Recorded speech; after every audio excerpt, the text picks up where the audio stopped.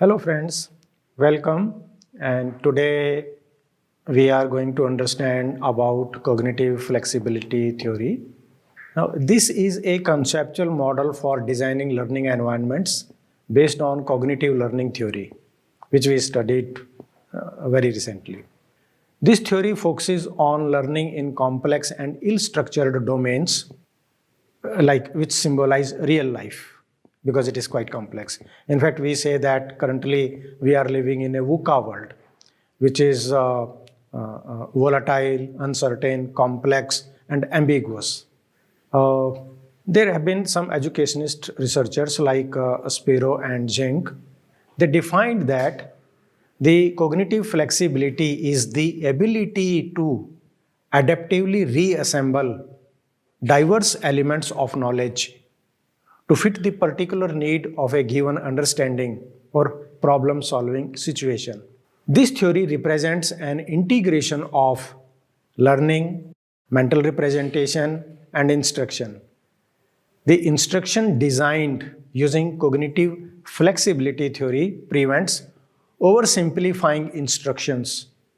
And we do this by providing practical oriented real life situation cases, multiple representations of the content in order to enhance transfer, and by facilitating the knowledge construction by the learners. The main principles of cognitive flexibility theory are oversimplification of instruction should be avoided, subject content must be presented in multiple ways to enhance learning, case-based instruction should be given more importance, and this is more beneficial than instruction based on a single example or case. Then we need to provide real-world examples or phenomena because they serve better for knowledge construction. Purpose of instruction should be the construction of knowledge and not the transmission of knowledge. Different constructs of knowledge must be interrelated instead of being isolated. And this theory has been found effective in advanced knowledge creation. Now, there has been a very famous Professor Rand Spiro. He is professor of education psychology and education technology. And his research concerns new models of learning with technology to promote what are often called 21st century skills, especially the ability to deal with novelty in an increasingly complex and rapidly changing world. Now, Spiro's theory applied in his research is cognitive flexibility theory, which provides a highly specified approach to the use of technology for the development of the ability to respond adaptively to new real-world situations instead of relying on pre-stored templates in the memory. And Professor Spiro research areas have been like deep and open learning on the web, instructional hypermedia systems to promote the attainment of high proficiency learning goals, knowledge acquisition in complex subject areas, new literacies, and new forms of reading comprehension in the online world. Also, case-based learning with technology for independent knowledge application, which is in the non-routine situations in the professions, for example, teaching or medicine, and expertise and acceleration in the development of expertise, assessment of 21st century skills, and learning in areas of grand social challenge, for example, climate challenge. Now, let us see how learning happens in a complex and complicated world. We see messy complexity everywhere in medicine, in engineering, in teaching. And this complexity is an inevitable part of advanced knowledge. Teaching that involves memorization and a superficial familiarity with general concepts is enough. But what about the learning that can't prepare us for every contingency, that does not lend itself to the principles that can be applied in every instance? It is in this domain of ill-structured complexity and advanced knowledge that Professor Spiro has pioneered cognitive flexibility theory. And along with his colleagues, he had sought to refashion teaching and learning for an ever-changing and complex world. And here, the focus is on preparing people so that they can select, adapt, and combine knowledge and experience in new ways to deal with situations that are different than the ones they have encountered before. It is the flexible application of knowledge in the new context that should concern us. There are always new contexts, and you just can rely on old templates. No, cognitive security is what people want. It doesn't work in the modern world of work and life. With cognitive flexibility, we have a great cause and case for a different kind of instruction. Among the tenets of this new approach are that instruction needs to provide students multiple representations of content. It should be case-based and emphasize knowledge construction and not the transmission of information. And then the knowledge sources should be highly interconnected. Now, application of these principles will help people to use knowledge in new ways to suit the purposes of different situations. We have noted that some of the most complex and demanding domains of knowledge and learning are not preparing students for some specific kind of learning and knowledge application. If we take the case of medical education, for instance, and we find that doctors tend to put patients in diagnostic boxes and treat everyone who suffers from symptoms within that box in the same way. The reality is that treatment is complex and ill-structured. Everyone has different degrees of illness, tolerance for pain. Moreover, different lifestyles and jobs may have an effect on the ideal treatment. Such practices and tendencies lead to the establishment of routines. However, when the world doesn't follow a steady and predictable routine, and that's where we are not getting people ready.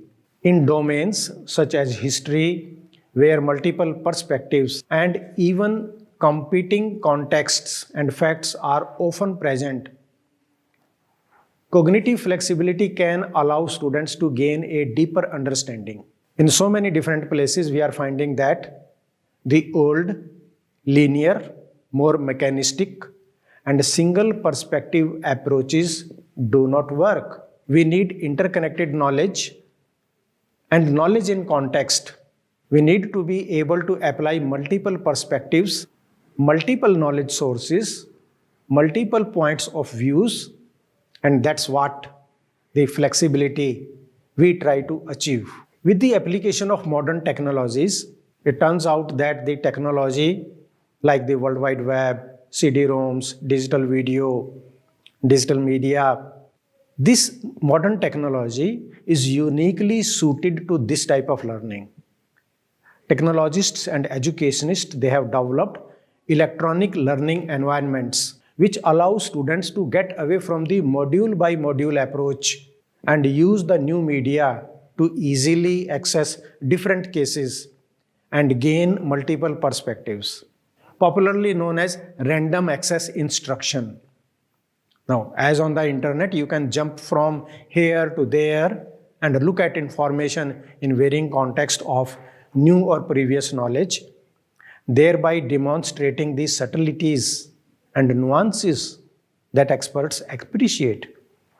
The goal is to accelerate the acquisition of experience so people are better prepared to apply their knowledge. It is very important that the cognitive flexibility must be nurtured early in the learning process.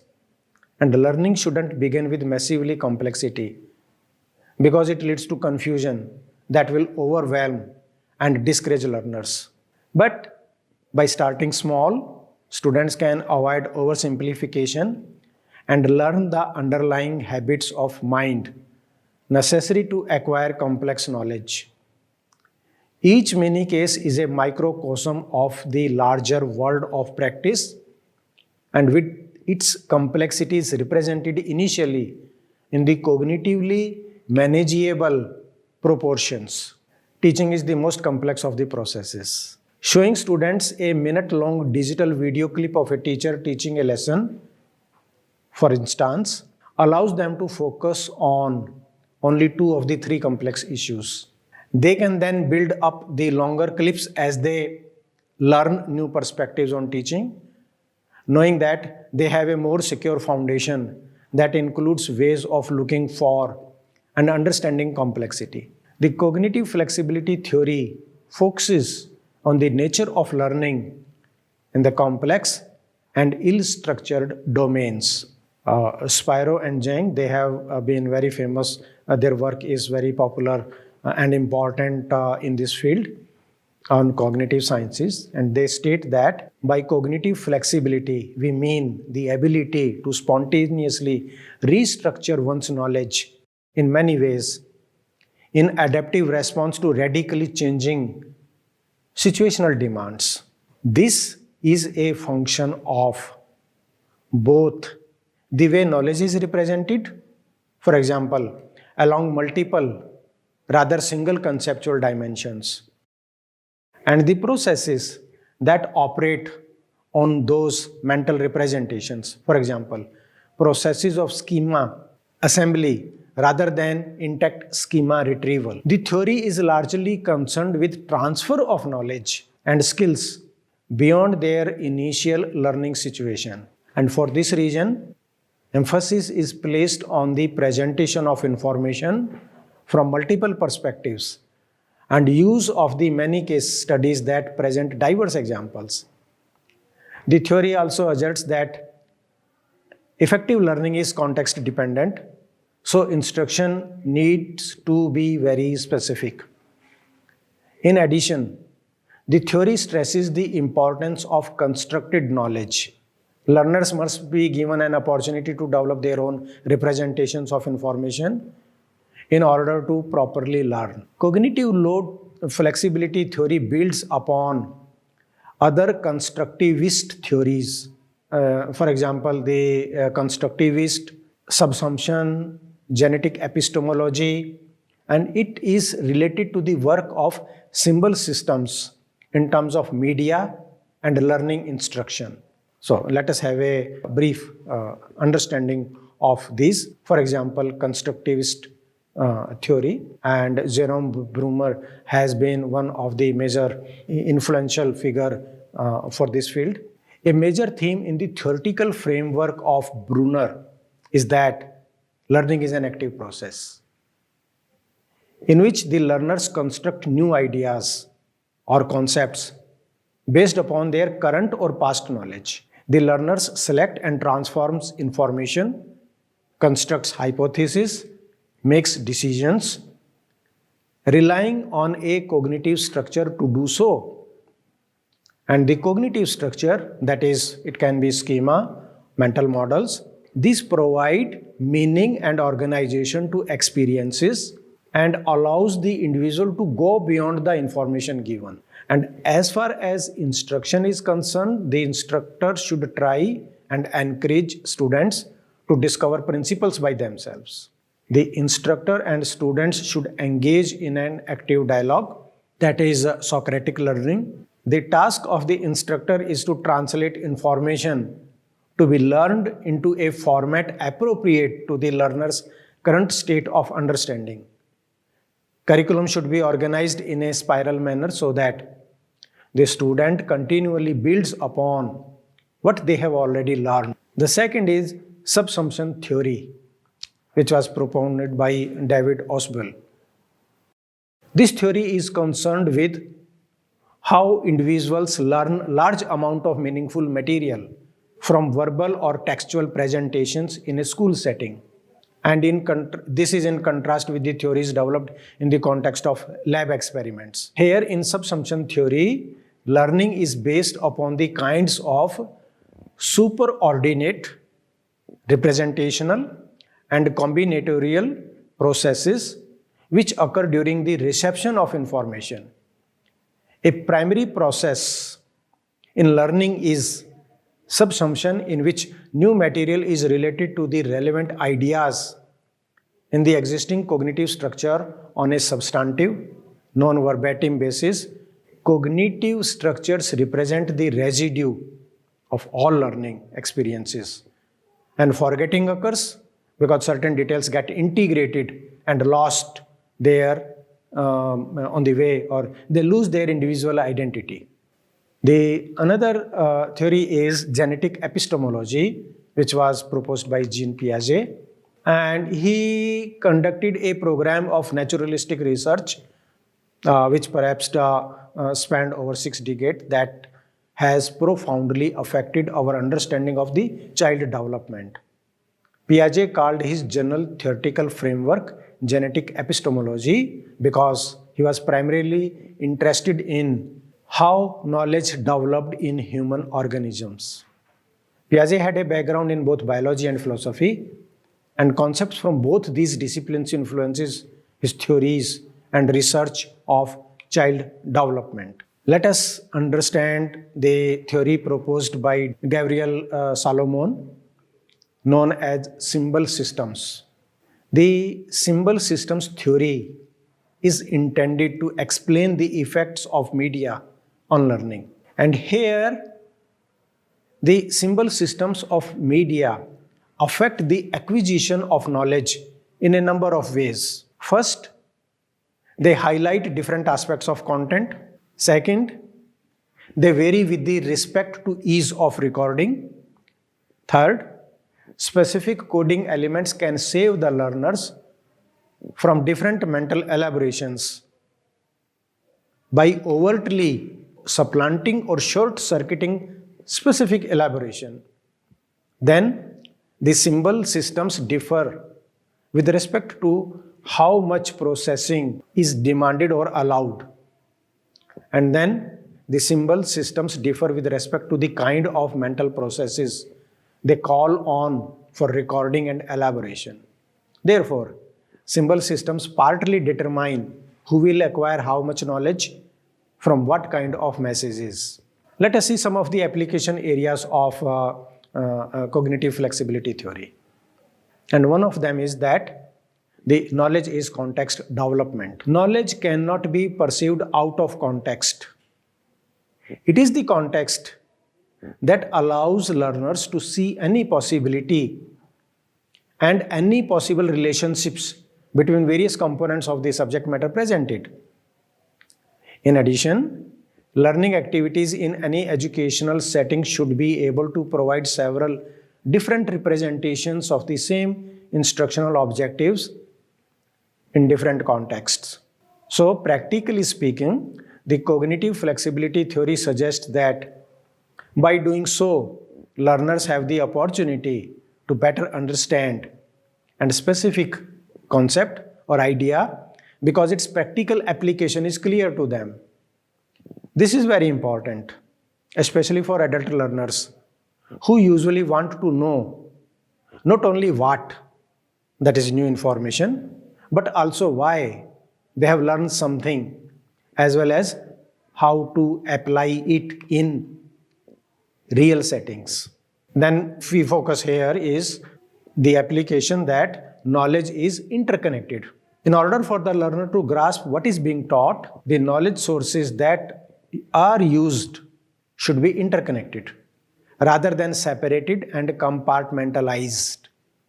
In other words, this means that knowledge should never be isolated from what the learners already know, far from previous experience. Applied to e-learning course design, the instructional designers need to take into account learners' previous knowledge on the subject and try to find ways to connect the new pieces of information which is presented to learners' current frame of reference.